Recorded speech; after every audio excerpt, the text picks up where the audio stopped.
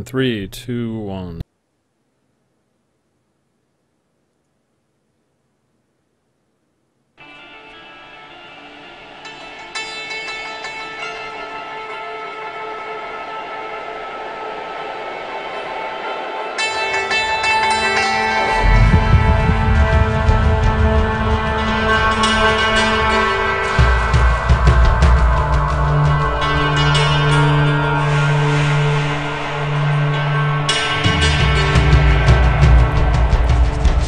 What's going on, ladies and gentlemen? Welcome back to DiabloCast, your Diablo 3 podcast. It is Friday, May 25th, and as always, I'm your host, Dennis Force Duhamel. With me this week, we've got Jesse Cox. Welcome back, sir. Hello, hello. I understand you had an exciting birthday last Friday. I did. Very excited. It was wonderful. It was a wonderful celebration on my birth. Anything you can tell on air? Anything no. Safe for work? Not at all. Not a thing. Jesse, he lives the wild life. It's the truth. Yep, you know me. Crazy. This week we also have a special guest known on YouTube as Criparian or Crip. He's doing a whole bunch of Diablo 3 stuff on his channel. Why don't you say hello and introduce yourself, bud? Hey, how's it going, guys? Yeah, so I'm glad you guys have me on. Basically, I just upload YouTube videos about the games I play. I don't play many games, but I play games for long periods of time, and I like study them. You know, I do the theory crafting stuff, and yeah, I usually make videos about what I do, my experiences, and the things I find out in the game. And lately, I've started up streaming on Twitch, and you know, that's drawn a pretty decent crowd. So I'm pretty happy with how that's gone. I'm pretty happy with Diablo 3 so far, and pretty happy to be here. Yeah, Crip is what you'll call a hardcore gamer. He is all in, from what I can tell, based on your channel stuff. And you got a lot of really great stuff on your channel, too. A lot of informative, specifically for the barbarian crowd. You're all about it. Right. Well, I just relay stuff that I find out. It's like I don't really do the news thing as much.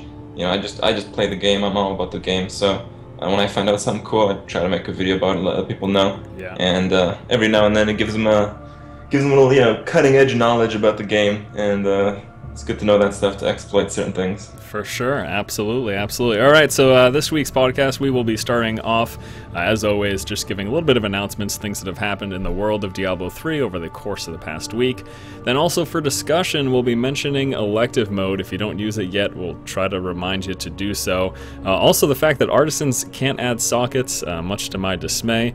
We'll be talking about hardcore and softcore inferno progression of the game, basically where people are, how far they've gotten. Also a little bit of discussion about barbarian viability. And then lastly, we will be bringing up Whimsy Shire, that crazy, crazy place filled with happiness and lollipops. Actually, there's no lollipops. Are there lollipops there? I don't remember. I don't know. Did you go? Have you gone there yet, Jesse? That's like that place was built for you. I made a video, and it's a wonderful place. And during the video, I asked people to. I guess we can get to this when we talk about it. But I asked people to play the music backwards to see what it was like. I heard all about that. If you listen to music, it's like right. And so if you play it backwards, I was like, do that. Got a ton of responses. And I think it snowballed into something crazy, which we will talk about. Are you the genesis of that? Did you start that whole crazy conspiracy theory stuff that's going on? Look, I'm not saying I was the genesis, but I was the genesis. That is unbelievable. Yeah. No, literally, I don't believe it. I think you're lying. Well, if I could remember the lead singer of Genesis' name right now, that I would have had a great joke, but I can't. Well. But you know, the moment has passed. That guy. That's his name. All right, let's start off. Firstly, I want to mention the fact that, I guess not surprising. Actually, it is a little bit surprising. You know, I fully expected Diablo 3 to do very, very well, but I didn't expect this. Diablo 3 became the fastest-selling PC game ever. It says here in an official post on the website, following the global launch of D3 on May 15th, the Lord of Terror has consumed a record number of souls. More than 3.5 million copies of the game was sold on the first day of release, making Diablo 3 the fastest-selling PC game of all time. What? I guess what I don't understand, again, I understand that like this game is huge and stuff, but how did WoW expansions not surpass this? Is this really? What do either of you remember the numbers? Does that include the annual pass? Because I thought that was around 1.5 million as well. Yeah, I'm almost positive it includes the annual pass. Okay. I don't know if they'll say that, Yeah. but I would assume it has to, because it's you're right. It seems like it would have been. I always thought that Wrath or Cataclysm would have been higher because those tons of people bought those. But when you think about it, those also include the fact that you'd have to own the other ones. Yeah. And so this, I don't think had that. I mean, and it's not. inclusion. It's like it's not to knock Diablo 3, but the WoW subscriber base is so gigantic. Even now, in its smallest point in recent history, it's got 10 million active. You know, Right.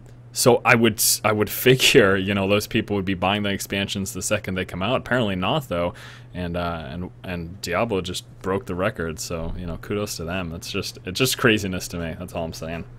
What I love about this is when you actually think about it, most of the people who bought the game, I'd be willing to say most of the people who bought the game have not played Diablo 1 or 2. I'd be willing to go that far. Because if you think about time of 12 years since Diablo 2, I'd be willing to say at least half have not played both. At least. I mean, even just like perusing the forums, the general forums, it's pretty obvious that a lot of people playing the game aren't familiar with the prior titles. So I'd be willing to agree with that, and not only that, but the fact that it's also so old, like you say, and a lot of the younger, you know, the kids who are in their teens right now, probably not all of them, but a lot of them probably never played Diablo 2 because it came out when they were like 5 years old or something, you know? Yeah, how can you feel really old really quickly? Imagine that there's some 12-year-old right now playing the game and he wasn't even alive when you were playing Diablo 2. Legit. It's happening. Just imagine that. It's true. Hey, old man. I've been on like D2 forums and stuff for a while. Like I still play Diablo 2 here and there. Probably not anymore now that Diablo 3 is out, but there's definitely a lot of people that played Diablo 2 that picked it up within the last several years. So you know, you guys mentioned 50%. That may be true, but that's still a big player base. Oh, yeah. 50%. I mean, I was actually thinking about 50% as well, but I would consider that, you know, a lot of people that have played the previous games. And the other thing too, like with the huge the huge transfer that's coming from WoW right now. I mean, WoW players aren't necessarily Diablo players, and they just like, well, I'm going to be playing. I mean, that was the whole hook there for the annual pass. Like, well, I'm going to be playing WoW for the next year anyways. Might as well get a free game, you know? Right. So, obviously, I think that's you guys are probably right. That's probably including the annual pass, and that's obviously boost up the number significantly. You said what, 1 something million? How many? Well, they announced that it was 1 million. I think it was like 3 or 4 months after they released the annual pass, but I think people still subscribed to it between then and when Diablo 3 came out, and I don't think that figure was ever given, so I just, you know, I assumed it was over 1 million. Yeah. And yeah. Yeah, it'd be interesting to know, but either way, I mean, it's pretty awesome, you know, Diablo's getting out there. I think that's the big thing, is that even though these people have never played it, based off the title, and I think because it's like Diablo 3, and you know, people expect if a game can get to the third iteration of it, it's got to be worth picking up. And I don't know a lot about of people, well, let's not get into like other threes, E3s, for example, but it has that sort of like that momentum behind it. Plus, it's a Blizzard game, and Blizzard games are notoriously, it takes 30 years to make, but it comes out being awesome. And it's sort of just all these factors coming together. I don't, you know, I wish I could say it's a shock that it is the fastest selling PC game of all time, but honestly, I'm not shocked at all. Yeah. It seems like that's a pretty solid bet. If you had to wager on that, that's a pretty solid bet. And I would honestly, if we were to continue our wagering, I would say that the next fastest selling PC game of all time is probably going to be their next MMO, Titan. Yeah, I think that'll probably hit it.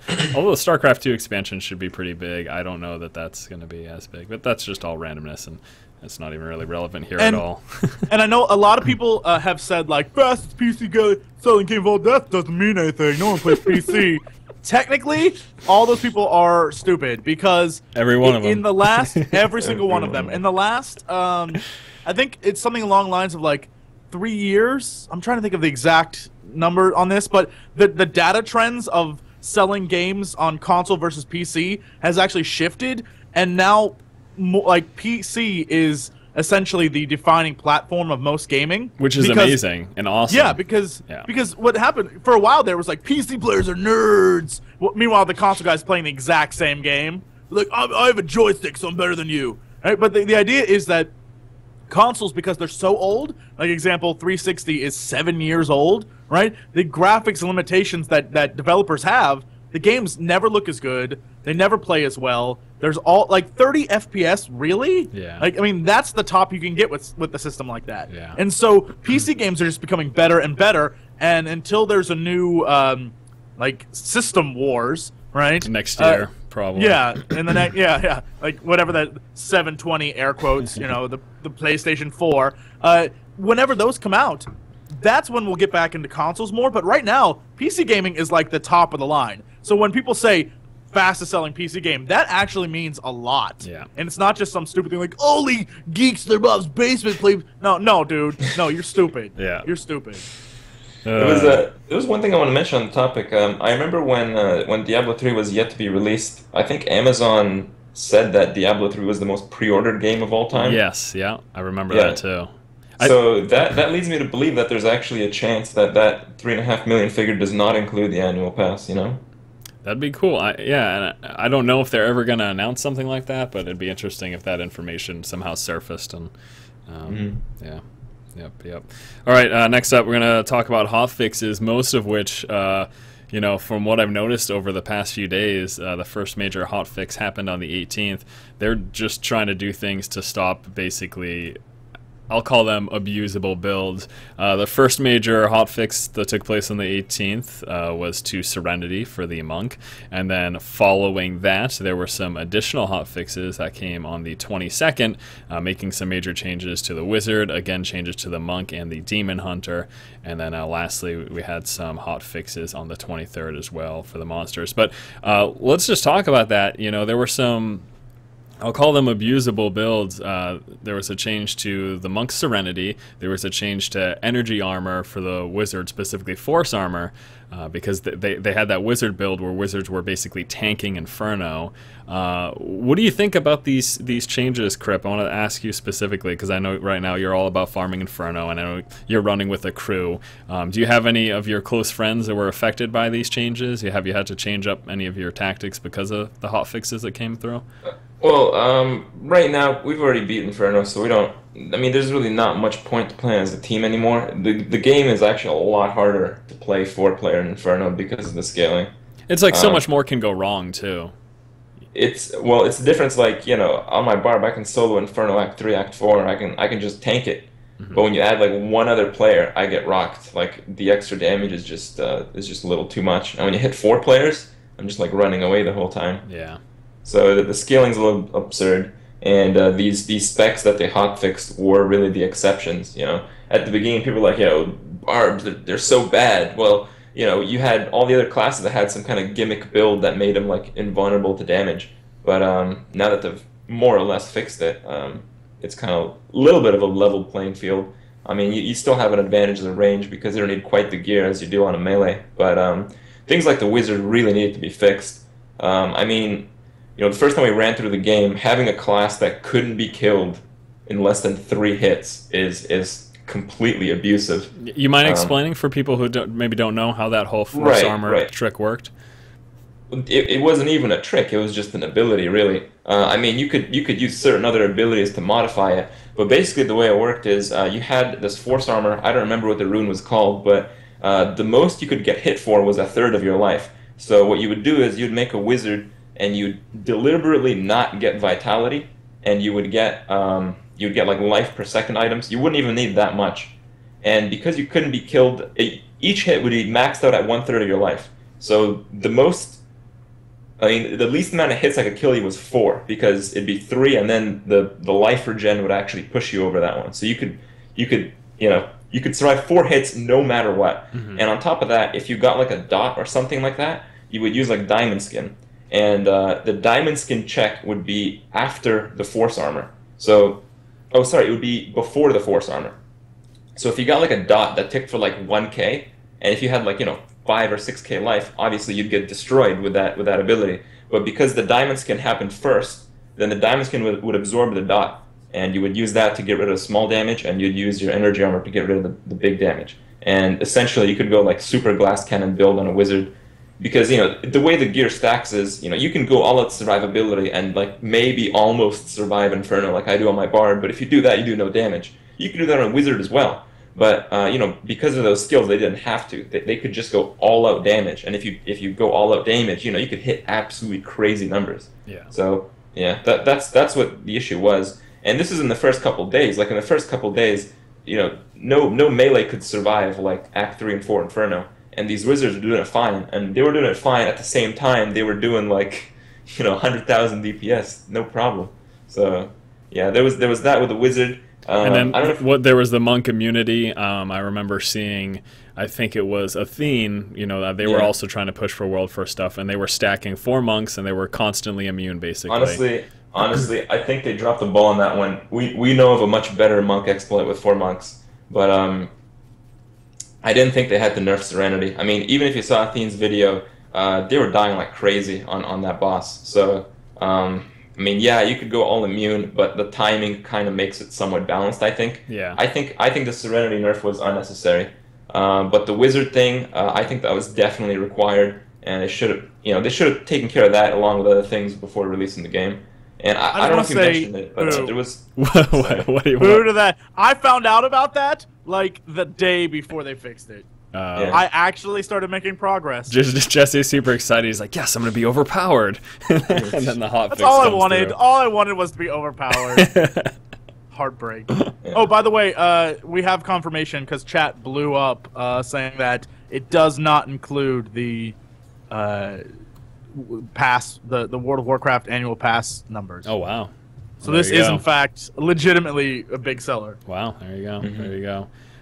So yeah, there was the wizard, there was the monk change, and there was also the demon hunter change. Do you know anything about what was being so what they felt needed to change? I know the outsides, like our comp didn't include demon hunter, so our research dropped off like 2 months ago on that. Gotcha. But basically, the idea was you get this ability. I don't know what it's called. It's smoke screen. Smoke screen. There we go. Yeah. Smoke screen. Yeah. It's basically like a vanish, but when you're smoke screen, you're immune to damage. And there's actually like weird stuff. Like when you're smoke screen, you actually continue to like you continue to do damage, and you can actually like stand on top of mobs and kill them with thorns while you're immune. That's so you can do like some crazy stuff like that. And basically, what the issue was with certain builds with certain items, you could chain smoke screen for like 20, 30 seconds, and I mean that's how long we know. You could probably chain it for maybe indefinitely with certain builds that we haven't thought of.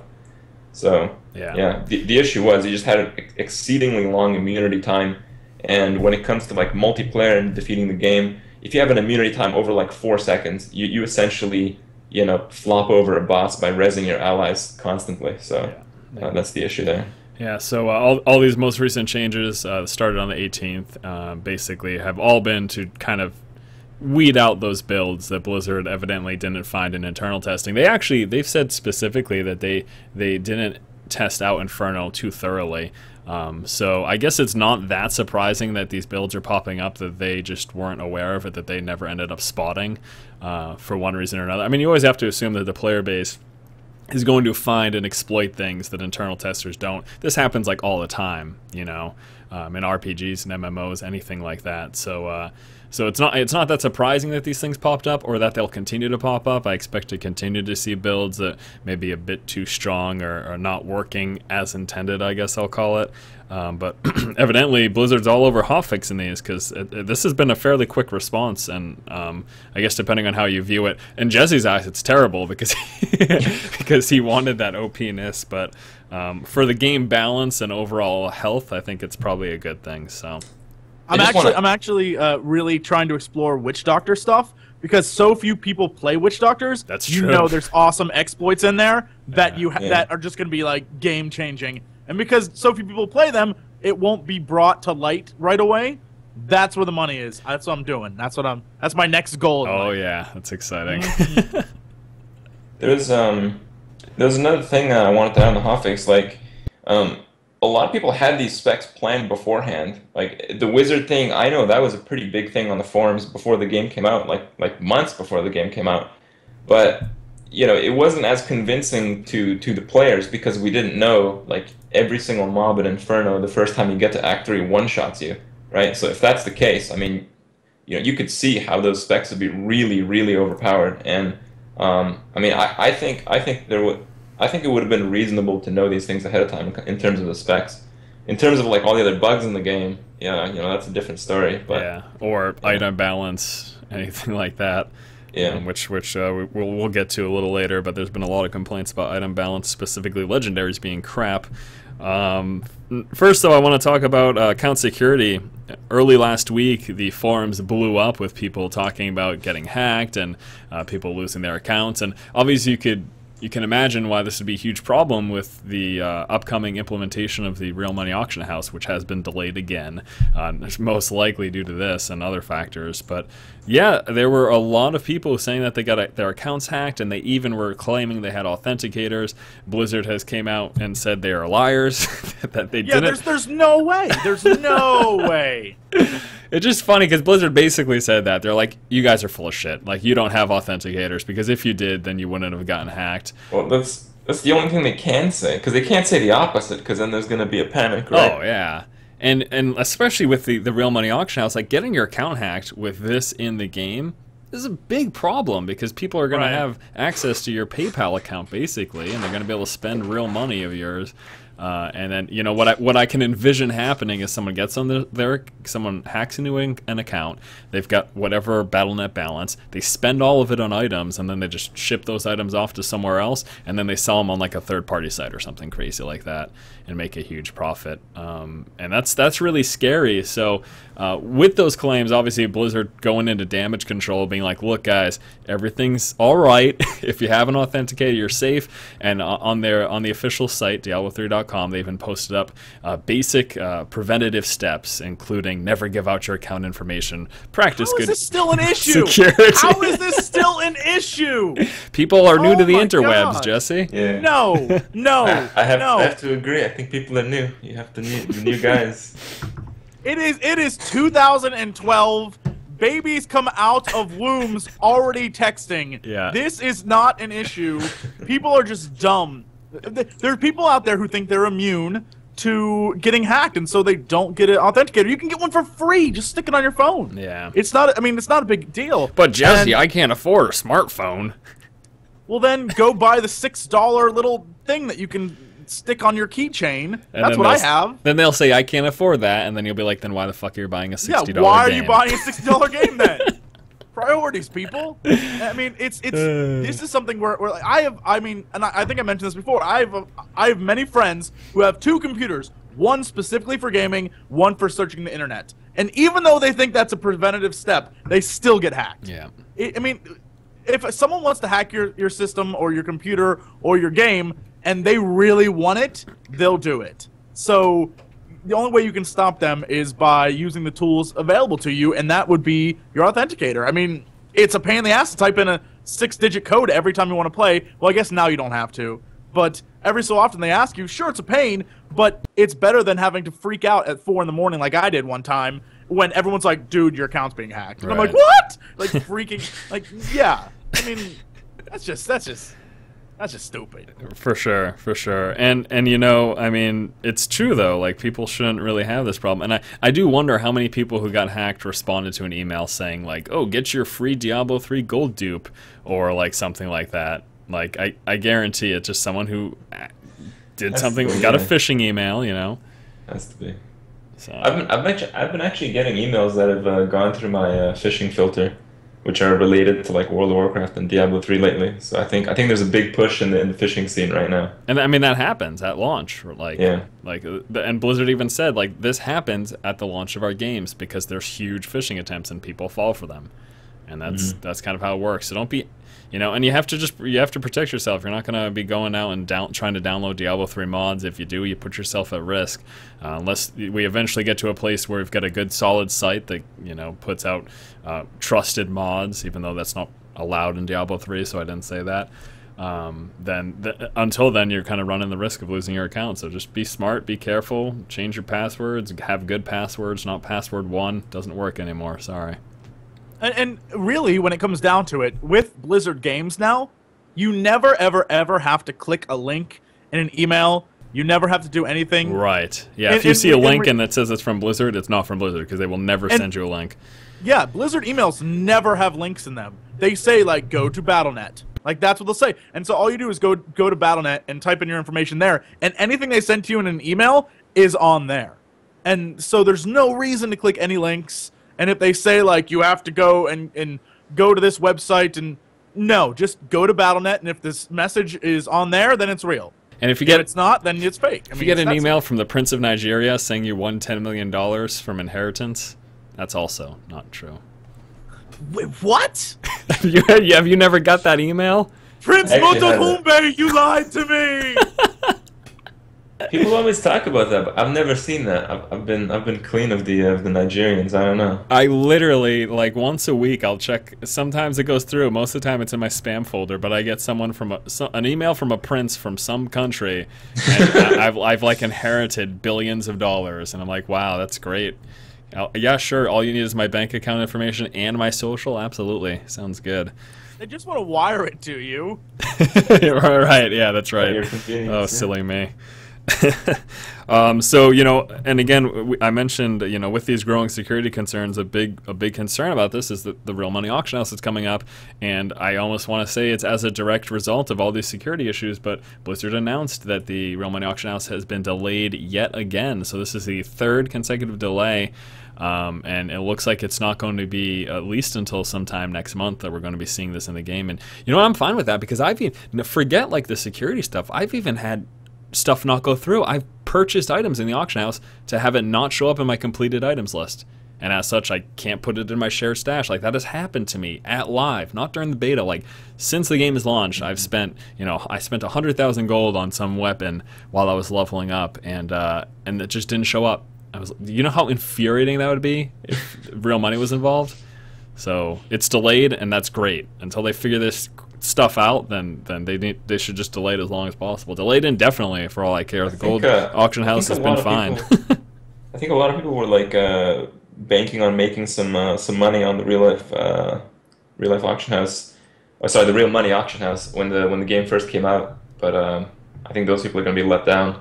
Just because, you know, if you're releasing this auction house, you know, 2-3 weeks from now, it's just going to be end game items only. Right. So.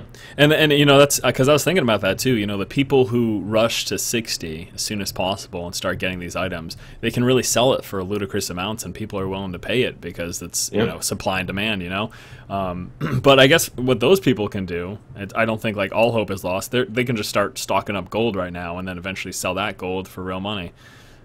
Because you know that's an option. Although I do wonder. I don't know if that's a good idea personally. Why? What's wrong with that? Well, because right now it's just very difficult to find the best items. Yeah. But what you have to do to counter that is you have to find a lot of items and sell them for gold. So gold becomes, you know, your best items. But when you have an option of the real money auction house, the best items are going to be there. So you're going to need cash to buy them. That's true. And people who've been saving a lot of gold are going to realize this, and they're going to try to dump their gold just because they want the cash to buy the items. And I think there's going to be a big problem there with the supply and demand. The supply is just enormous. Look at that. That's economics 101. Boom. Crips all over it. Do you think anyone's going to Do you think anyone's going to sell some of the best items in the gold auction house, or do you think that's completely like not going to happen ever? Except for hardcore mode, obviously, where that's the only one they have. I think there's enough people in the game that anything's going to happen sometime. Right, for sure. But I think the large-scale things is going to be real money auction house and like third-party sites. Yeah, and that's another thing too, because we were talking about this a couple of podcasts ago. If you're listening to this and you don't know, there's a cap on the highest dollar amount you can have an auction for. It's $250, and to be quite honest, I fully see the rarest items selling for more than that. And for people to do that, they're going to be going to third-party sites. Also, not just that, not just the fact that there's a cap, but the fact that, you know, third-party sites might charge less of a transaction fee. And that's incentive enough. Now, not everyone's going to use it because obviously with Blizzard you've got the security there that you're not necessarily going to have on third-party sites, but it's still going to happen for sure, I think, for those two reasons, for less of a transaction fee, if much of any transaction fee, and then the highest end items that can sell for more than $250. So I think the transaction fee might actually be reduced, because I think Blizzard is going to be pretty competitive with that. But I don't really understand the reasoning behind the cap on the Battle.net account. So there's probably some reason I'm not thinking of, and I think that's their largest issue with the items. I think part of it might be the fact that, say someone's account gets hacked, or someone logs onto your account while you're not home, like a friend or whatever, and dumps all of your money. I think they wanted to have it so that that's not going to be thousands of dollars at least. If someone had like $2,000 in their Battle.net balance and somehow their account gets compromised and they lose that money, I think it's a lot less of an issue if it's only $250 lost. Well, that's what I was thinking too, but I mean, you can't do anything with the money. All you can do is like buy game time for your game and buy pets and stuff. Yeah, that's true, but like, we don't necessarily know where that money came from. That could have been all dumped into the account from their bank. So it's it's not just them like acquiring money by selling items and then using that money to buy more stuff. It could be someone's money that they have just dumped into their Battle.net account balance. And I mean, that's just a guess of mine. I don't know if they gave a reason. I think they gave a reason when they mentioned the change, but I don't really remember it. I think it was along those lines though, but I don't know. Yeah, it'll be interesting to see how well third-party sites do. I think that they'll have a market for sure, though. Well, speaking of market, I can't wait to see how the market actually turns out, because there's a lot of talk of the 250 number, and I'm almost positive the very first moment that you can sell stuff for real money, there's going to be a lot of like max $250 things out there, like items. Yep. And it's going to be really interesting to see what happens with the economy, because for a fact very few people are actually going to pay $250 for an in-game item. Yeah. And so the market's going to fluctuate, and at a certain point everything's going to have a value, and I think that's going to be where you see the real worth of items, because at the beginning everyone's going to be overcharging. We know that's going to happen. That's just what's going to people are going to try and get as much as they can, but at some point it'll equalize and there'll be like a market equilibrium, and I can't wait to see where that is and what the value of certain items are, like actual real value. So that should be interesting. Yeah, and you're right. Like, people are gonna post crazy amounts at first, and that stuff's just not gonna sell. and the problem with that now is that you can't cancel auctions after the first 5 minutes. You post an auction, you got 5 minutes to cancel it. After that, it sits there for days. And since you can only have 10 active auctions at any given time, I think that's part of the reason they decided to do only 10 active auctions. It's to stop people from flooding the auction house with garbage overpriced. Eventually they'll realize, okay, none of this stuff is selling, and I'm using up all my available auction space, so I might as well start posting at a reasonable rate so I can actually get something from this. So it'll be interesting. I can't wait to actually see it come into play a few months down the road and see how that whole thing actually plays out. And like Jesse said, the actual cost of items. I don't think there'll ever be too much equilibrium, just because I don't know if they're ever going to implement game resets in Diablo 3. And if you never have game resets, it's just going to be only like the extremely good items that are going to sell, and even those are going to, even if they're not like super perfect, they're going to drop in price. Right, that's but my concern. The idea is that a lot of people, and I guess everyone had this impression right away, like, I'm going to make a fortune off this game. But when you think about it, the more people play, the more you actually see what drops and you see what's being sold. And I spend a lot of time just trolling through the auction house looking for different things and like really buying the cheapest things I can find, because a lot of people just want to dump stuff, which I am totally okay with. And so having spent a lot of time looking at it, imagining what real money playing into it will be, people are going to be looking for deals. And it's going to be about, like, real life economics, where people are looking for the cheapest thing they can get that's the best.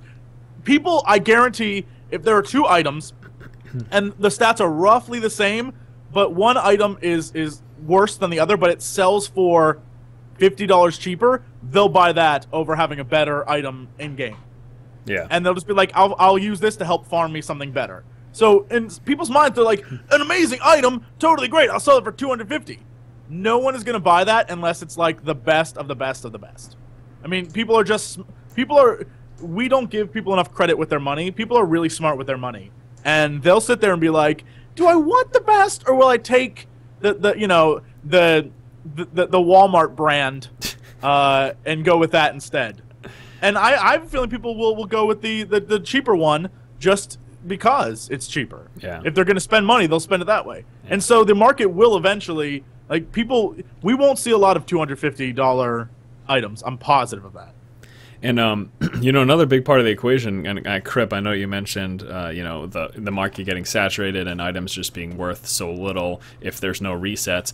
A big part of Blizzard's idea was that with the artisans, we'd be salvaging a ton of our gear, and that would pull items out of the economy. But right now, I'm not seeing, and I want to ask you about this because I know that you're working through farming Inferno and stuff. You just did your solo Barbarian solo Inferno Diablo kill and all that. How useful are you finding crafting in the end game? Because I'll tell you right now, I'm 60 right now, and I'm working to start my way through Inferno, and I have found no real use for crafting. I've thought it's just been a complete waste of money, and while leveling especially, I would dump like 20, 30, 50K to try to get this gear that was 10K a piece, and it was always rolling crap, and I was like, I could have just spent that money to buy a piece of gear in the auction house, and I would have been all set. Like right now, personally, I haven't found the crafting system to be worth my money. How are you seeing that come into play? Or you think people are going to use it, or is it just a complete waste, like I think? Well, before I actually talk about like the good stuff from crafting, my blacksmithing was level 1 yesterday. Same with my jewel crafting. And then I leveled them to level 4, and then I needed patterns, and I said forget it because they weren't up on the auction house. So that's where my blacksmithing and jewel crafting is at right now. Yeah.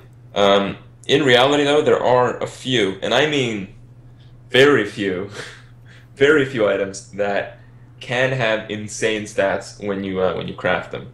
But I'm not talking about like recipes you get just by training blacksmithing. I'm talking about like recipe drops from, you know, like legendary recipe drops. Do you know how this works? Can you only get a recipe if your artisan is at set level, or can you get it despite what your artisan level is? Do you know how that works?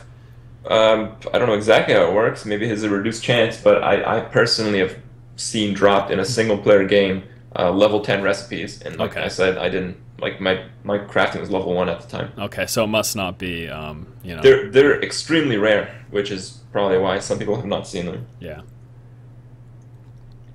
But you think people will actually, because I guess the question is, are people actually going to be using these artisans, or do they think it's a waste of money, and then Blizzard all of a sudden, this huge thing that they thought would be pulling items out of the economy is just not being used because it's not worth it to people? I just don't see how you'd pull the decent items from the economy, because there's so many garbage items. Like, sure. Yeah. I guess that makes sense. I mean, why would anyone salvage something good? You wouldn't salvage an item you can sell for $2, right? Right. So anything like mediocre and above, that will never be taken out of the economy. That's true. But when it comes to crafting, there are some items, and they do require some crazy mats. So yeah, maybe. Especially when you start looking like legendary mats, you know, I mean, although not all legendaries are going to be really good if they roll crap stats, because they aren't really set, they are randomized, but yeah, I've gotten some pretty crappy some more than others, yeah. Yeah. All right, well, again, it'll be interesting to see how it plays out. Unfortunately, we won't really know how this all is going until a couple months down the road, and maybe it'll never reach equilibrium because Crypt doesn't think it will. I think it's going to separate to the extremes. That's my thought. Yeah. Perfect items are going to go off the wall, and then everything else is going to plummet. We will see. We will see indeed. Portrait of a Champion, that is complete. Blizzard has selected its winners. There is some badass artwork in here. The winners were Barbarian by Yam, a Witch Doctor portrait by Dylan P, and another Barbarian. People love drawing the Barbarian, apparently. Another Barbarian by Templar, and then there are a few runner-ups here. All this stuff looks great. I love good artwork, and I think these guys did a phenomenal job, so congratulations to them. I don't know what they won, if anything. I'm sure they won something. They won some NVIDIA things. Prizes from SteelSeries, NVIDIA, and Tech. Yeah, there you go.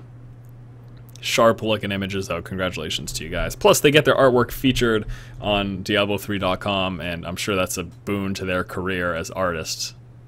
Not going to complain about that. Also, last mention here in announcements is that the Diablo 3 soundtrack is currently available on iTunes. So if you like the music of Diablo 3, you can go ahead and download it right over there. And then also they released the music of Diablo from '96 to 2011, which is 17 tracks of some of the series' most memorable musical moments from obviously Diablo 1 and Diablo 2. There you go. Now on to discussion. First and foremost, elective mode. Guys, use it. It exists. Under game options, elective mode allows you to put skills where you want. I cannot tell you how many comments I've had in videos of mine where I'd be showing something off or playing something, and people would be like, "Wait a second. How do you have 2 secondary skills selected?" or something along those lines. Like, elective mode lets you put skills where you want, and you don't have to stick to the kind of the pre-designated skill slots. And I saw something up on Reddit just today where someone was like, "I have 2 friends. They're just about to hit level 60, and they did not know about elective mode." This seems to be happening a ton. Jesse, Crip, you finding people are really confused about this as well? Oh yeah, like when I'm streaming, they're always asking me like, "How does he have 2 cooldown abilities? I don't understand. That's overpowered," you know. But just I mean, obviously that's pretty much the gist of all the comments you're gonna get. But I do want to hit the reverse side of this. Like, you know, some people are probably thinking, you know, why is there elective mode in the game?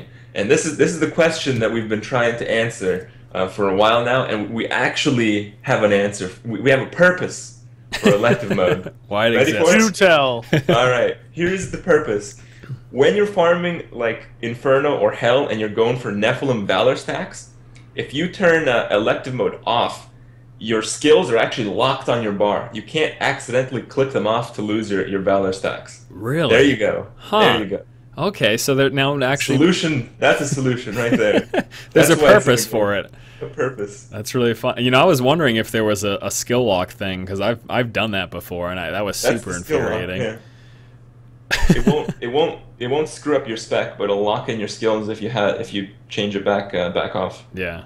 Huh. Well, there you go. There's an actual legitimate purpose. Blizzard's purpose, or what they've said about elective mode, is that, you know, they're just trying to give a guided experience for the newcomers, for the newbies, and it's really, you know, Jesse, was it you and Michael who, like, while we were playing, you guys discovered elective mode for the first time? Is that No, that wasn't me. I just I don't know. For some reason, every time I try elective mode, the issue with stuff moving really pissed me off. So I was like, So you know, I was like, F it, I'm not gonna do it. So through normal, when we were playing, I just did whatever the game gave me. I was like, fine, I'm cool with this.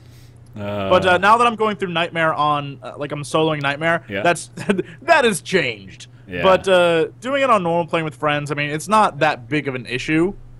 Well, I But, mean, in normal, you can play with your feet, you can play with your face, like yeah. normal. And so it's a whole different story. But the harder the game gets, the more you kind of need to Sorry make about it that. something. That's a call. That's a call from Blizzard. They're like, wanna "What are you let guys know." talking about?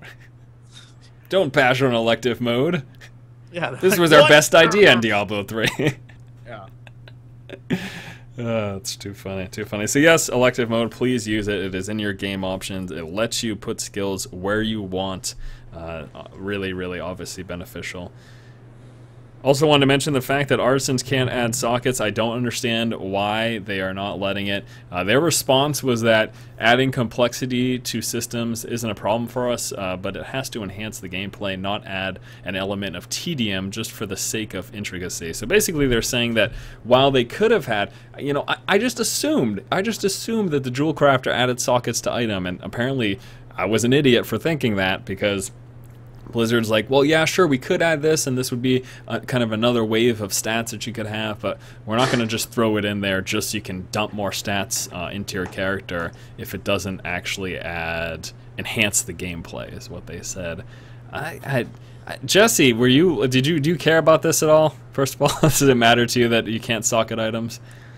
A little bit, but I mean, it's not, for me, it's not a game-breaking issue Yeah. where I'm gonna like throw a hissy fit. I just, you know, it's a minor annoyance, I guess we'll say. Right. And how about you, Crip? What do you think about this? I have to agree with Blizzard. Like, imagine if you had to like socket all your stuff, you had to like reforge it, enchant it, but every single one of those have like a clear thing. So when you change spec, you'd have to like reforge it and regem it, do all that. It's just like tedious stuff that you'd have to optimize. I think they did a good job by not implementing it, to be honest. And there's also the fact that, you know, it would make an inherently bad stat on items. Like right now, there's like pretty bad stats, like thorns and stuff, like extra health from health clubs.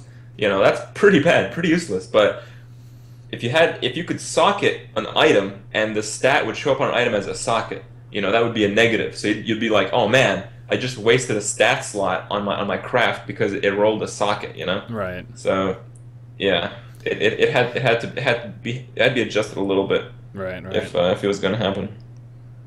Alrighty, yeah. I mean, I guess there's really no. I mean, this is their whole general philosophy with Diablo 3 in general. They're trying to make it so that the gameplay is enjoyable. They're not just throwing in systems because they've been there in the past, or because it adds the illusion of customization. For example, like the skill point system. According to them, you know, all it really did was make for a huge margin of error for players. So they said, you know what, we're not going to have skill points. You're just going to improve while you level up, and we're not going to make it. We're not going to give you that choice. We're not going to give you that extra system because it doesn't really make the gameplay any better. And this is following along the same lines, evidently. So. But couldn't they in the future, perhaps, as a suggestion, add some crafting skill that you could skill into where it's you add gem slots? Like you can go in and like add it to an item that exists. Well, you couldn't do it on some items. Like a ring has one socket, but it's only a 1x1 thing in your inventory. You couldn't put 2 sockets in your ring. Right. Well, I'm saying like the ability to do so, and just maybe add 1, or at least have the chance to add 2. Like maybe you could crit your crafting and have 2 show up. I guess on a ring it'd be impossible, but you would figure they could limit it. I mean, they limit other things in the game, so you could say like on this pair of pants, you could crit 2, right? Like there is no possibility to actively put 2 on there, but you could have the chance to get 2, something like that. I think that would be a unique, I mean, possible future expansion edition, because that way you have the crafting stuff you have in there already, so you don't have to change that and be like, yeah, you can get a chance of having a socket, but now you have like an extra added ability where you can go in and add to it. I think that's a feasible addition. There was something, because I actually play like Diablo 2 Classic, and what they do is in Classic they have like this thing where they hack into Act 5 and like socket certain blue items, and these are like the best items in the game. And this is what ends up happening. Like the blue item base is so rare to get a perfect one, and then you go and socket it, and it can be 1 or 2 sockets, right?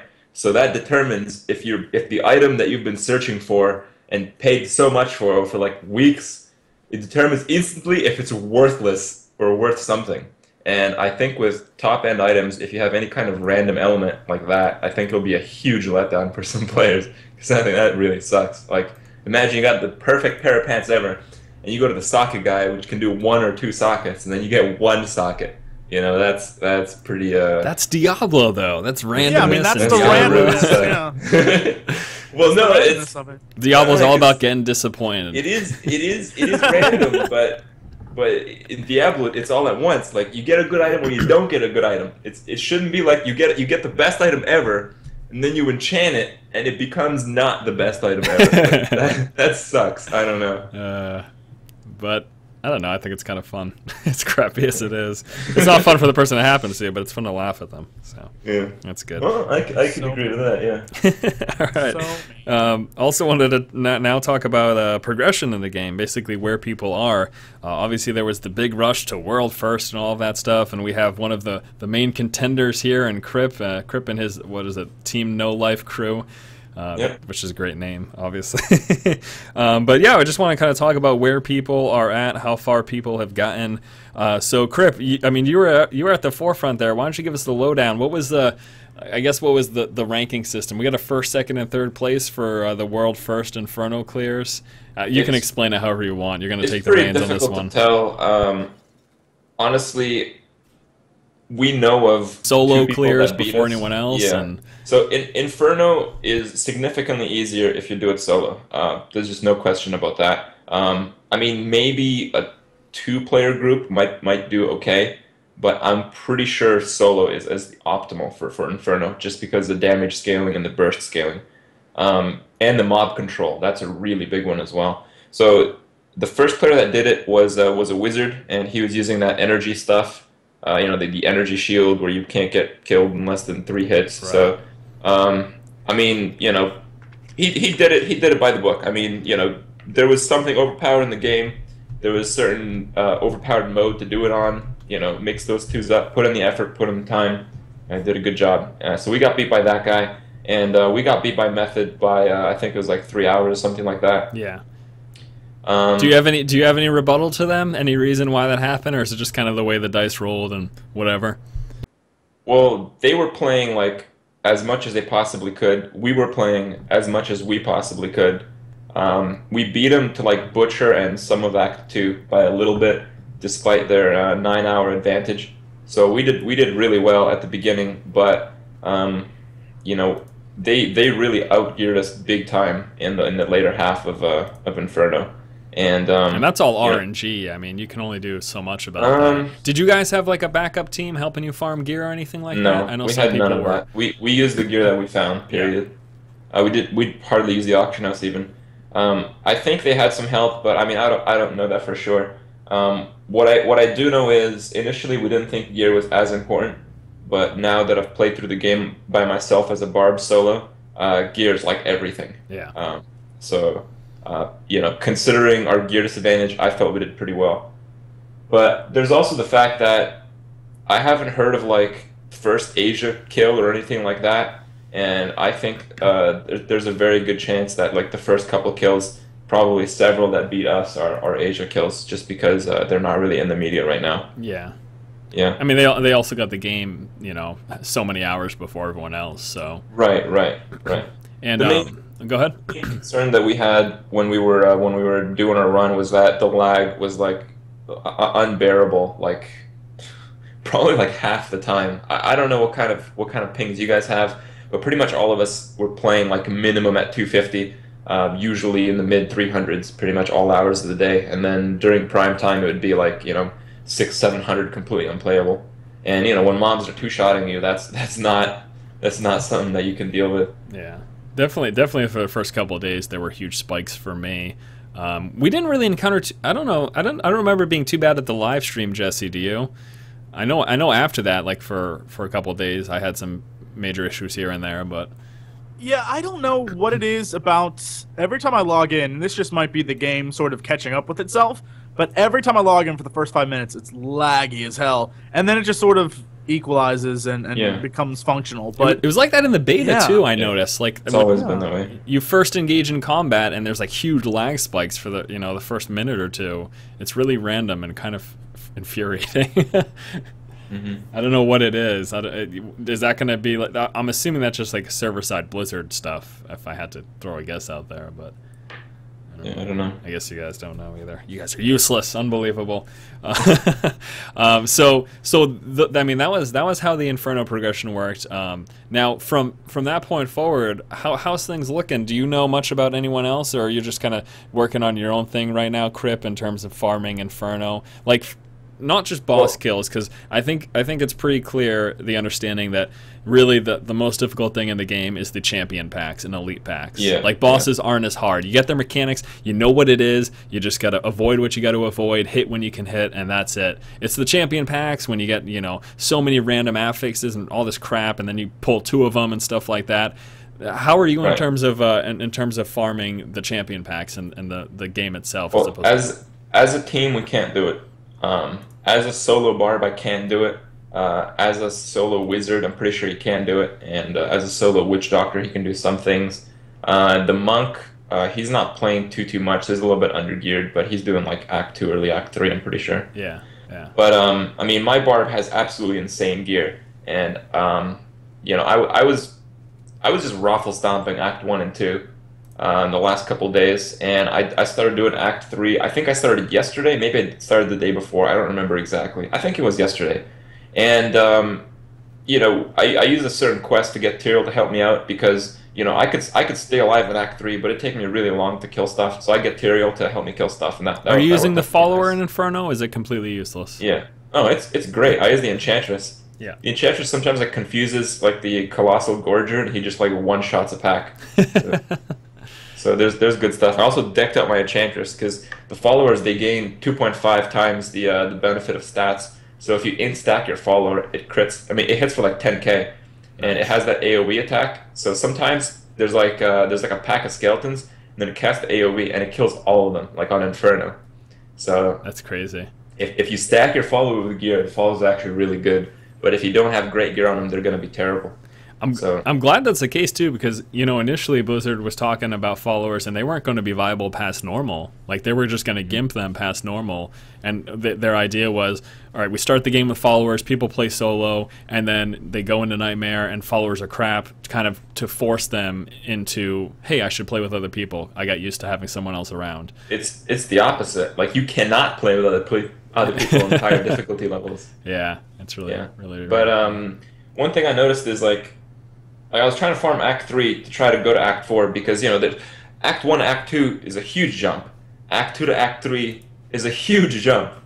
But, I started doing Act 4 last night, and Act 3 and Act 4 is like the same thing. So Act 4 seemed really easy to me because, I was farming Act 3. I knew what Act 3 was doing. I was practicing. I expected that kind of damage. I knew I could tank it.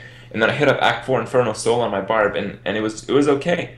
So yeah, I started killing some packs. Again, I did the Tyrael thing, and then I did without Tyrael, and I was still killing the unique packs by myself on my Barb without Tyrael. Nice. I just went for it. And you're chalking most of that up to gear. You're saying, you got some good stuff. Everything. Everything is gear. I mean, you have to know how to play the game. For sure. A lot of it is like map abuse. When it comes to like the really nasty packs, you have to map abuse like crazy. You talking about like funneling them into corridors, making sure you don't get surrounded, kind of thing, or?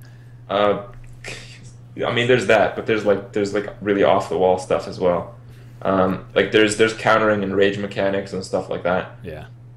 So anyway, I ended up getting to Diablo on Inferno when I had 5 stacks, and I had like 20 minutes left on the buff. And I cleared Act 4 completely except one pack, which I thought was like impossible. And that one pack was in an area where Tyrael doesn't help you out. So I had completely solo it. It was the Demon Lords, the ones with Charge and Fire Breath, and it was like Arcane, Electrified, Extra Health, Invulnerable Minions. So you had to kill the main one while you had like, invulnerable minions. Like 5 of those beating on you. While there's the arcane stuff, and you're taking like huge damage, and you hit them back from the electrified. Yeah. Anyway, so I thought I had no chance of that one, so I just left it alone. And I go to Diablo. I have 20 minutes left on my 5-stack Nephilim, because that was my goal. I figured if I beat Diablo on Inferno solo on a Barb with 5 stacks Nephilim, like game over. Like I can do this, So I tried out. Phase 1 is a joke. Like my Barb's gear, I go toe to toe with Diablo in Phase 1 and actually heal. Like I just can sit in the meteor and stuff. That does nothing to me because I just stack defense. My Barb is all tank. Anyway, so I'm doing Phase 1. It's a colossal joke. I even stay on the black stuff, and the thing only takes me down like 30% life. Anyway, so I'm doing that, and then I get to Phase 2, and I thought I could kill I thought I could kill myself, and it turns out I couldn't. Because that thing like destroyed me. So yeah, I wiped, and I only had like 10 minutes left on Valor. I decided to go back and try to kill the impossible pack, and I did, and it refreshed, and then I one-shotted Diablo after that. Well, I guess it was the second shot because I wiped earlier. And yeah, I did it like solo Barb, 5-stack Nephilim Valor, Inferno Diablo kill. So I guess it's safe to say now there's a lot of debate when the first clears happened about whether or not the game's actually been beaten because people weren't farming initially; they were just cutting straight for bosses. But I mean, it's pretty safe to say now Inferno's been done. You're clearing champion packs. Yeah. You get the last guy. So. Well, the reason I've been doing this, I mean, one, people are interested, and I want to do it for myself. But also, I'm going to be doing hardcore. I honestly, when the game first came out, the first like week even, I didn't think Inferno hardcore was possible. But now that I have the gear and I see how the gear scales with the damage, and then it really doesn't get harder than Act 3, because like Act 3 is really hard even in my gear, and I thought like dude, like, how am I gonna do Act 4 if it's gonna be another jump? Like, I don't understand. Like, you can't even get better given this. I mean, maybe a little bit, but not really. But it turns out Act 4 is about the same as Act 3, so it can be done. It can be done. And because of that, I want to try to do it on hardcore. And I'm probably going to practice a few more things and then hit up hardcore maybe in about a week now. Because that's really what I play. Like in Diablo 2, I play hardcore. Whenever the ladder resets, I typically make a character. Sometimes I get them real high, like top 10 ladder, something like that. And I've only died once, and I think I've done this like at least once or twice a year since the game came out. Nice. And, so, speaking of hardcore, in terms of hardcore progression, people have cleared up to Hell Diablo, last I checked. That's where people are on hardcore. There's a group of 3. Chris, Arnie, and Dev were the names that are listed in this video. But yeah, they killed Diablo in Hell on hardcore. I hope they die. I hope they die. What? I hope they die and they have will. like a life crisis where they go out and watch the sunset and cry, like, yeah, we eating Haagen-Dazs for nothing. Yeah, I kind of wish that would happen. I gotta be honest though, and Jesse, I'd like to hear what you think about this. I mean, this is really cool. It's so difficult. And one of the biggest things with hardcore is that you have to play so carefully until you gear up. You know, you gotta make sure you gotta be pristine. You gotta be on point with everything, and then also you got the have to deal with lag issues and all sorts of other things that could possibly happen. But I just started a hardcore playthrough series on my channel. People are loving it, and I am having a blast. And I haven't played hardcore Diablo 2 in quite a while. Unlike Crippy here, who's been doing it, his entire life since he came out of the womb. He's been playing hardcore Diablo 2. But but Jesse, have you thought about it? You think you're gonna give it a shot? Oh, just even once. I have Jesse. issues with hardcore. All right, so I do have a hardcore character. Okay. What and level? I have played, and here's the best part. So I got to level 11, right? Yeah. And I got the level 10 achievement. I was so excited. I was like, excellent. Here's the best part. Apparently, Blizzard does rollbacks or something. I don't know what they did, but yeah, I lost my level 10 achievement. It's gone now. I lost the thing for my flag. But even that, I was mad about that. But I also lost my level 20 achievement from normal mode. So apparently, I'm like it doesn't make any. So now I have just achievements I've missed. I have to go back and create whole new characters to get. And as an achievement whore, I'm very angry about that. I'm happy I lived to level 11. Now I got to recreate a character and do it all over again. I hate not rushing into combat. It annoys me. So having to you don't have the patience for the hardcore, do you? Honestly, when on my wizard right now, I will go through nightmare mode and I'll come across a guy who's just like, Raffle Stomp, and he'll try to kill me, and I will just activate super awesome Archon mode and just smash him in the face. Yeah. And do it, and I'll watch my life go down. I don't even care. I'm just beating him. I'm like, it's a race. It's a race between me and you, pal. We doing this. We doing this. I mean, that's how I do it. And if I die, I die. If I live, I live. I have no tolerance for all right, I've got to hide behind this corner, and I've got to power up, and I've got to throw my diamond armor. No, I don't even care. It's just bash this dude. Yeah. And that's how I play. And I find it way entertaining. I'm just like, oh man, who's gonna win? It's kind of like the end of every Rocky movie. They just beat each other up, and in the end, everyone falls down. It's like the count of 10 to get up. And that's what it turns into. I mean, it's like hardcore is definitely more precarious, but I've found it to be incredibly. This is gonna sound really cheesy, video game. This is the most excitement in my entire life, but it's really exhilarating. Just that there's so much tension, and the fact that if you die once, that is it. You are done for good. And I have really enjoyed what I've played so far in D3 hardcore, and I think everyone should at the least try it out once. So. Well, that brings up my thing. I'm telling you, Blizzard. I know Blizzard watches, so this is I know that. Of course. So Blizzard, get a notepad. Hardcore mode, gladiator, MLG combat. Get on it. It'd be so we need people to have 2 months of practice, and then they go and battle, just like gladiators of old. And with their characters die, they are forever shamed. Yeah. Let it happen. Let it be on the internet. Broadcast it. Finals at BlizzCon 2013. Yeah. Let the world watch them duke it out. You would make so much money. Why am I the only one to even think of this? Get on it, Blizzard. Get on it. It'd be a blast. That'd I be think crazy. the reason I like playing hardcore is because you up the stakes. I mean, when you play softcore, a lot of my strategy is like, I know this mob is gonna kill me because it's really crazy, but that's not gonna stop me from killing it. What I'm gonna do is I'm gonna run to the beginning of my checkpoint. I'm gonna res kill it, Sure. But when you're playing hardcore, the strategy is very different, and you have to play perfectly, just like you said. And because of that, it makes you a better player. And I mean, right now, people playing softcore, they got all these like strategies, including myself, that don't really apply. They don't really make you a better player. They just like kind of cheese the game. Yeah. What? But if you up the stakes, become way better at the game. So that's the point. Well, I mean, Love doing that.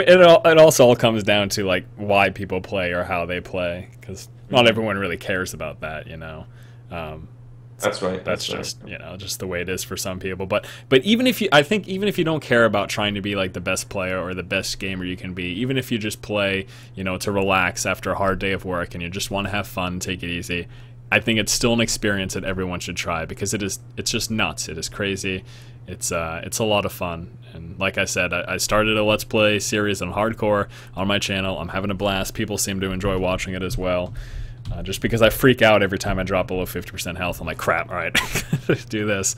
I've been doing it as a wizard too, and it's funny because people were saying I'm playing normal on the barbarian, and I started the hardcore character, and people were like, oh, you're not playing the barbarian because they're gimped and they can't do it. It's like, no, I just wanted to try a different character. Shut up. That's not it at all. And Crip here, I'm sure he can attest to the fact that I think. Are you gonna be playing a barbarian when you do your hardcore, or are you gonna be trying something else? I'm playing barbarian. It can do it. It's not impossible. It's the fact that I have a decked out barb on softcore, so whenever I'm doing any progression, I can head to softcore, take my gear, match the stats, and practice. Yeah. Before major encounters, boss fights, whatever. Look at that! Look at that! See, that's a smart gamer right there. I just run up to the enemies and bash them. Yeah. Well, that works too. It's a strategy. Different strokes, man. Some people play softcore. That's how it goes. That's exactly right. Yeah. Different. I like that you call it softcore. I like that. That's it's better than call it normal mode. Scrub mode. Yeah. I mean, that's what I've been doing now. I mean, I've been flopping through the game big time, like 2 weeks in. That's how I do it. But I mean, if eventually I want to be able to do hardcore, yeah. There's a big hardcore streamer on Twitch right now, and he's been just banging in the views. Like right now, I just hopping over 6K concurrent views. It goes by the name of Kungan? It's Kungan. He used to play. He's the leader for Nihilum in World of Warcraft. Right. So he's been hardcore barbing it up, and people are all over it. And it's, well, he's been. I think he's been over farming the first part of Act 1 in Inferno. But that's a tactic, like that. Yeah. Prepare yourself. But I think like doing what he's doing compared to completing Inferno, it's like the first step on like the Empire State Building, So I'm not concerned. I think it can be done, and I think it's a very long time out. So if anyone's trying to go for like the first Inferno hardcore clear, if you want to start a month from now, I think you're fine. It's true though. I mean, that's what you have to do. You have to go back. When do you think that's going to start? Do you think people are going to do that before they hit Nightmare? Or you think you're just going to go straight normal Nightmare and then farm Nightmare before Hell? I honestly don't know on hardcore. I'll have to see, because I didn't level up solo, and I'm going to be playing hardcore solo for the most part. So I actually don't know that. But the reality is you have to farm gear an insane amount. I think Kungan's overdoing it. Like I've seen every time I tune on Kungan in the morning, he's killing the packs of mobs in Act 1 Inferno that like spawn all the time, like the yellow hag and then the captain guy. Those are like, don't get me wrong, those are really hard mobs because they're on Inferno. But comparing those to like a champion pack in Act 1 is like a world of a difference. Comparing those to like the Butcher, which enrages if you make a mistake, that's a world of a difference. Yeah. Next step up is like Act 2. Like you can destroy the Butcher, go to Act 2 and get two-shotted, right? same scaling for Act 3, right? So it's insane. Like there's the amount of work that you have to do to finish Inferno on hardcore is just absolutely insane. Like I don't think. I mean, you have to be mildly insane, legitimately, to do something like this. That's right. That's right. You do. I mean, you know, because especially knowing that one day it's all gonna end. I don't think. One day you lose I don't it think all. anyone on hardcore has ever killed a champion pack in Inferno. I don't think that's been done yet. Yeah, I believe it. Yeah, I believe it. All right, lastly, we're gonna end on a happy note. The wonderful, glorious Whimsy Shire. If you haven't seen it, if you care enough to try to avoid spoilers, then just shut it off right now. But Whimsy Shire. Is it even useful? Have you found, like, I went there and I was like, okay, that seems like the item level on this gear stuff isn't really worth it. There's been talk of it possibly progressing and leading to something else. Have you spent any time, Crip? Well, it scales. I mean, it scales with with the difficulty, right? We've been farming it a little bit. It's an excellent place. I mean, the way we were doing it was excellent. Yeah. Like we were doing it when we were like we were doing it like a couple days ago, but you know, most of us still have I'm the only real geared one, right, out of all our team. Most of us have like Act 1, Act 2 level gear still, because it's just really hard to get past that. So what we were doing is we couldn't actually kill the special mobs in there, because in a 4-player game, I don't even think it's possible still. Like it's just craziness. So what we would do is we'd kill all the regular mobs, and then we'd funnel the special mobs into like a corner. It'd be like the corner of death, which have like 5 unique packs.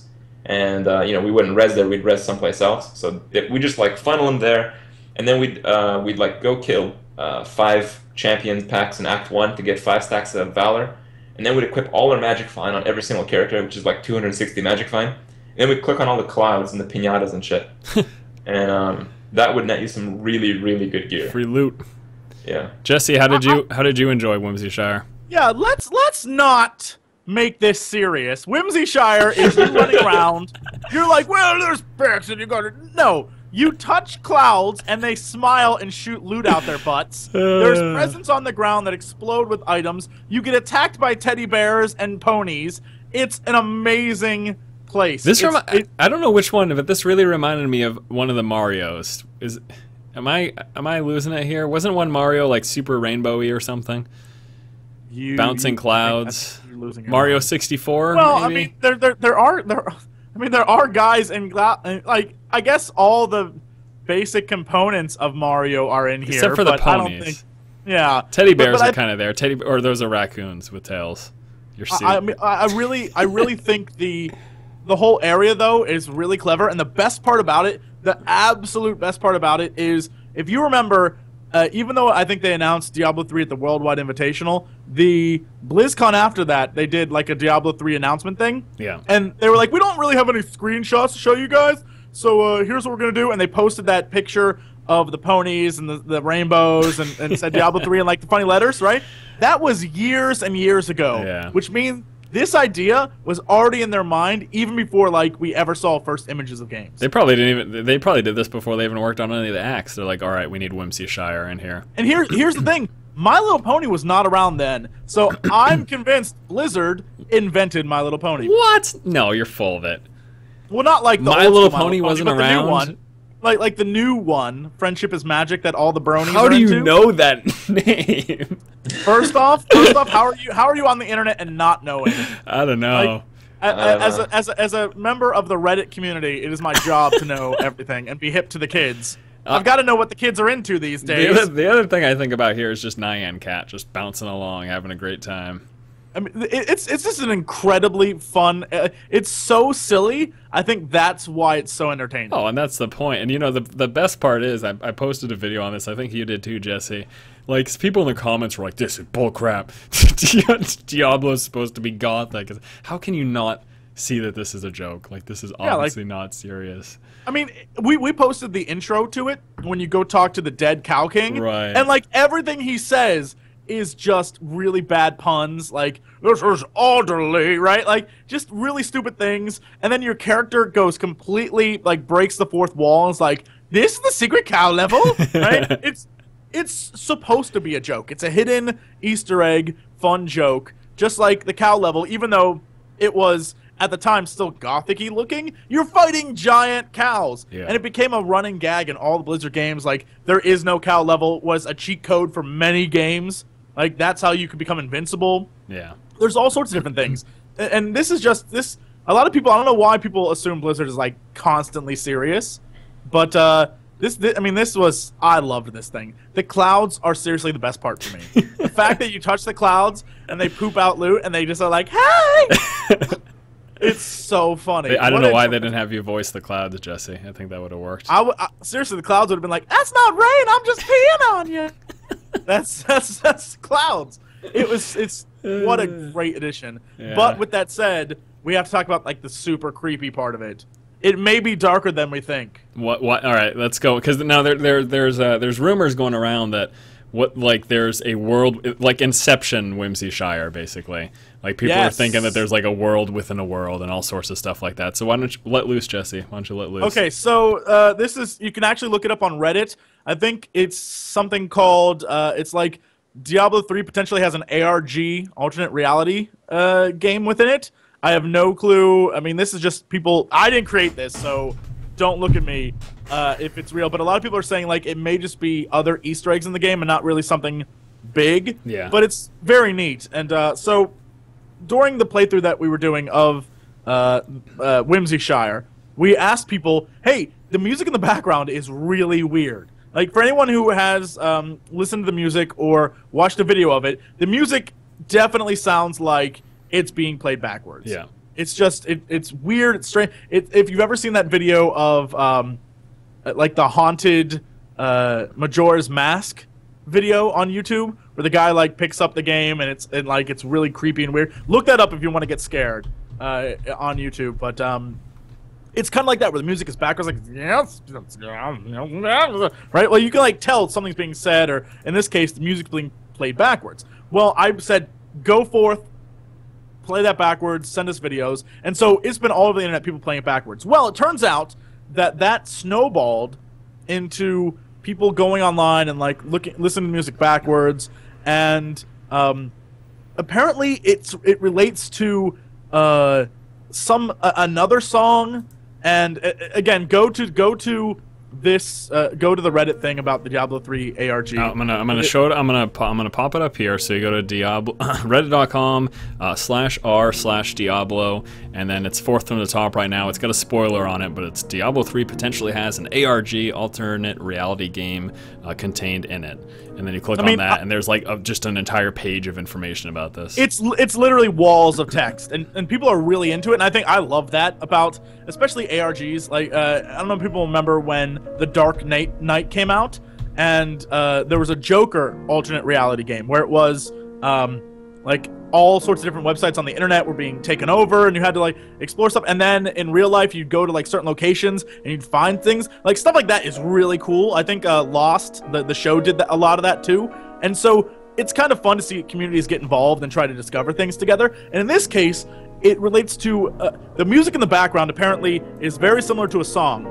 The song is very similar to poems that this guy found, and the poems are based off like a French expression for the devil. And so then you get into like the different types of the poems, and it turns out that the song playing in the background of Whimsy Shire has 3 movements, each based off of these poems, and then they go through it, and eventually it, like, all snowballs into a line from a poem where it was basically saying that there's a reflection in water somewhere, and it's a sleepless lake. And so this guy's like, a sleepless lake? Well, isn't that like a river? So he goes into the game, and he discovers that in one of the rivers, he sees a reflection of a character. And then people are like, people are like, wait a minute, hold up.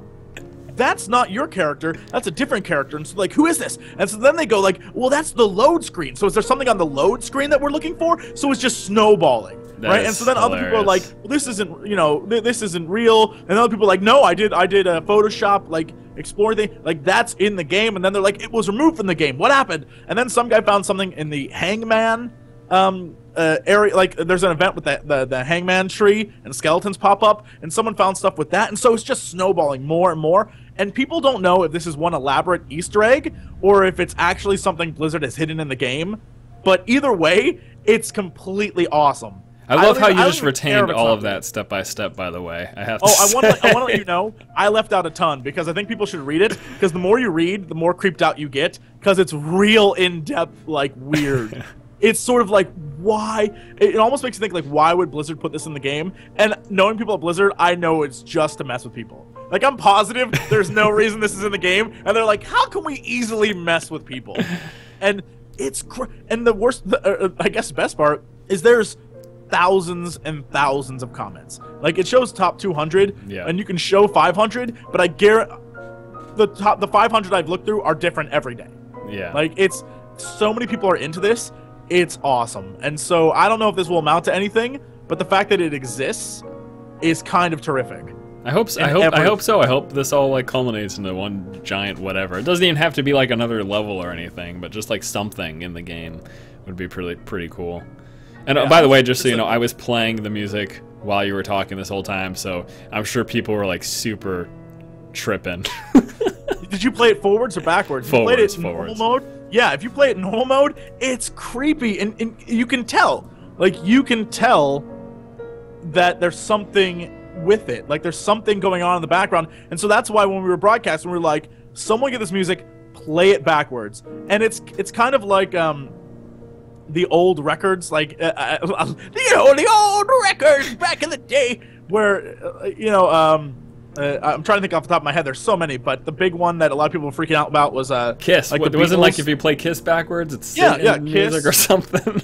Like Led Zeppelin. People were convinced if you played Led Zeppelin albums backwards, like it said like worship the devil. There was the Beatles where they said like John is dead. Yeah. Or Paul is dead. Excuse me, Paul is dead. Like they had all the different, like there's all sorts of different hidden messages, and of course they did that stuff to mess with people, and so that's why I don't doubt that Blizzard would do something like that, because it's a fun thing, and even if this means nothing, it's still crazy. And so as a lore nerd who was slightly disappointed by the actual story of the game, I think that this is sort of something I can dig my teeth into. Like, oh, awesome, cool stuff in the game, love it. Even if it's nothing. Yeah, even if it's nothing, just the fact that there's something like this in there that may be something, the idea of the hunt for it is what makes it great. To think all this spawned from bouncing clouds that drop sweet treasure. That is unbelievable. Crip, did we lose you there? Yeah, I don't play with audio on, so I don't even know what's going on right now. Oh, okay. Your next mission, just go to normal mode and plow through it and kill all the little baby teddy bears. But just listen to the music. It's creepy. The rest of the music in the game is like, it fits perfectly. And this one, you'd expect it to be like happy, bubbly, you're killing rainbows music. But really, it's like, it's really weird. So yeah, I mean, We'll see. I'm typically not too into that kind of stuff, but that sounds cool. I'll probably read the cliff notes and see what ends up from it. You know. Basically, Jesse is telling you he doesn't give a crap. So. Yeah, that's what your I got opinion is important. He was being very nice about it. He's like, "Does this help me beat the game in any way? Yeah. If not, I don't give two shits." Yeah, no. I understand. All right, we're gonna be wrapping things up with community questions as always. A quick little 5-minute bit here. I liked that though, Jesse. I love your tangents. They're excellent. I hope people enjoy them. You are welcome. No. All right. So we asked for questions over on the Facebook page about an hour before the cast. So if you ever want a question answered on DiabloCast, you're gonna go ahead and head on over there to ask. Let's ask first one right here. With the real money auction house continue to be pushed back, would you rather them just take it out altogether and then give us 100% no AH single player offline mode? That's interesting. A big part of the reason they don't have an offline mode is because of the real money auction house and concerns of duping and security and stuff like that. Crip, would you be okay if they just removed the real money auction house and we just had gold auction house and that was it? I don't think it really matters because I pretty much know where people want to sell stuff for money and stuff. But the idea of like people spending money to gear up as opposed to grinding, does that bother you at all? It's just the nature of things. It's not that it bothers me. It's just how it's always the case. I mean, if there's no real money auction house, there's going to be another website. Pretty much how it is. If Blizzard keeps it, within the game and keeps it official. I think that's the best way to handle it. For sure. Yeah, and it's true. It's going to happen regardless. It happened in D2. It'll happen here, whether or not Blizzard has an official system or not. And it's safer and it's better if they have an official system. Maybe not better for some people because of the fees, but it's definitely a lot safer. Guaranteed safety. Next question coming from Corey. Could you guys give us your opinions on the item balance at the end game? And so it's specifically asking about, you know, the fact that many people are complaining that legendaries are subpar at the end game to a lot of the blue items. Blue items are dropping with much higher DPS than a lot of the legendaries, even with perfect rolls. Have you experienced much of this, Crypt, too? We're going to throw this question at you as well. What do you think about that item balance? I think I've only had one legendary drop, and it was terrible. It was like a staff with like 700 DPS.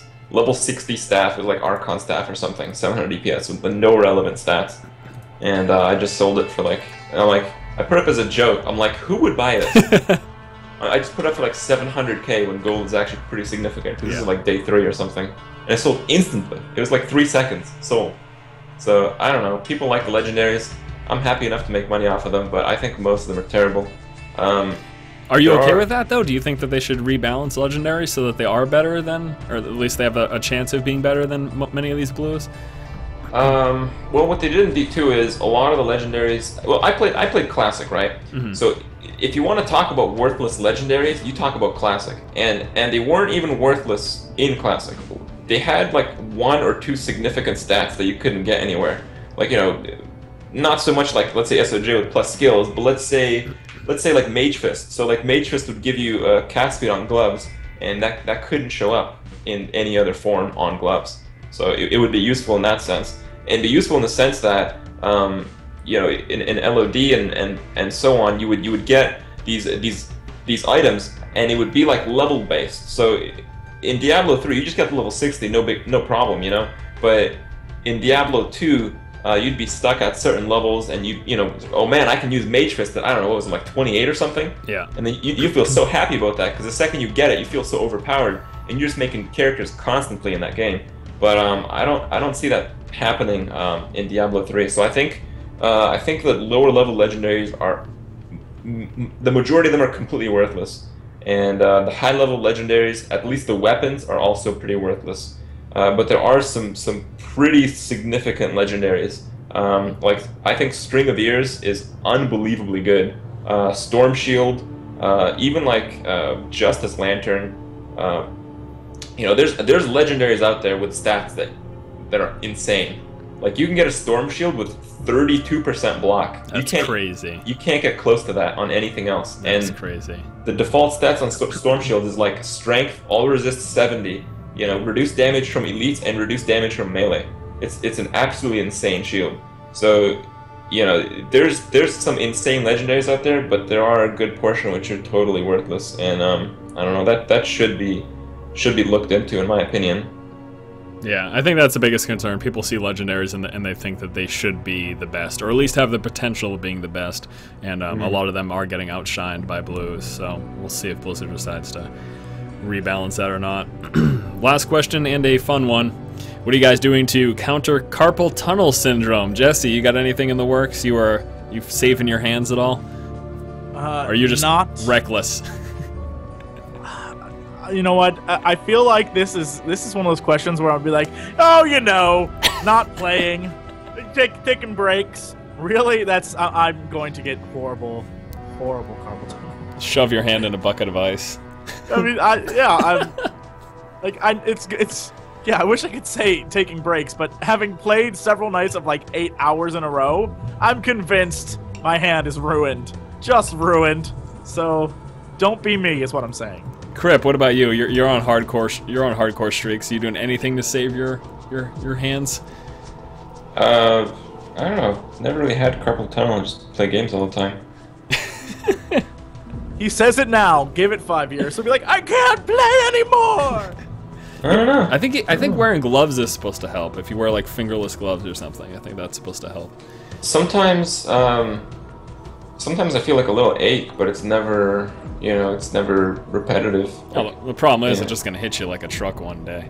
I'm not saying you specifically. I mean, we're talking about all of us and most of everyone listening. Yeah. Oh well. I look forward to that day. Buy more medications. Alright guys, that's going to do it for this week's episode of DiabloCast. Thank you so much for watching. Stay tuned next week for another episode. We'll be keeping you up to date on all the most recent events in Diablo 3. For Crip and for Jesse, this has been Dennis, and we will see you guys next time. Take it easy. Adios.